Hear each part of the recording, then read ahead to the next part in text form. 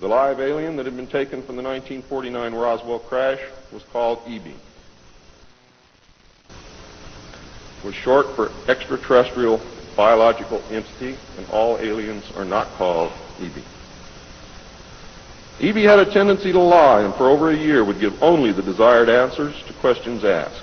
Those questions which would have resulted in an undesirable answer went unanswered. At some point during the second year of captivity, he began to open up, and the information derived from EBE was startling, to say the least. And this compilation of his revelations became the foundation of what would later be finished, called the Yellow Book. Photographs were taken of EBE, which among others I and Bill English were to view years later in Grudge 13. Why do they keep the aliens in a Faraday-shielded environment? Because they have a tendency to disappear right through walls. And if you can prevent the transmission of electromagnetic energy, you can stop them from doing it. And if you can prevent the transmission of electromagnetic energy, you can stop them from doing it.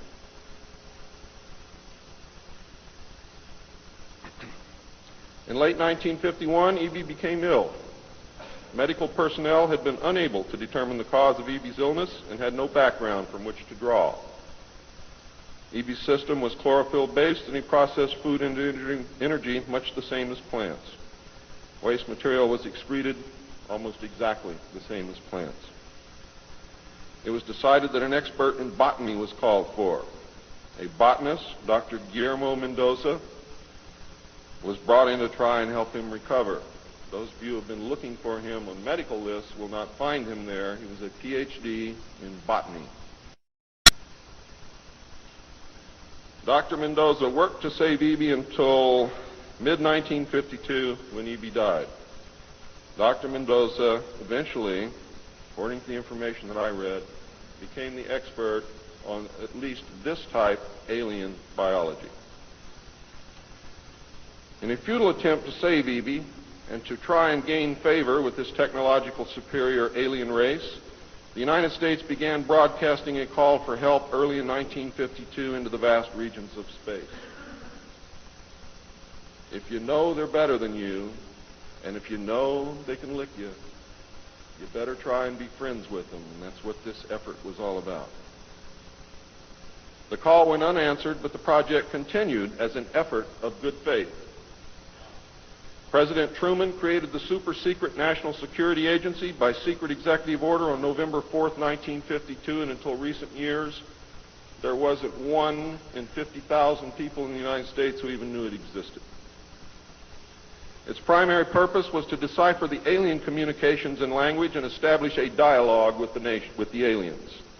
This most urgent task was a continuation of the earlier effort and was codenamed Sigma. The secondary purpose of the NSA was to monitor all communications and emissions from any and all devices worldwide for the purpose of gathering intelligence, both human and alien, and to contain the secret of the alien presence. Project Sigma, ladies and gentlemen, was extremely successful. The NSA also maintains communications with the Luna base and other secret space programs. By executive order, the NSA is exempt from all laws which do not specifically name the NSA in the text of the law as being subject to that law. How many of you know what that means? That means we have a completely lawless organization running around the country doing whatever they want to do, answering to no one, and under no law which does not name the National Security Agency in the text of that law as specifically being subject to that law by executive order.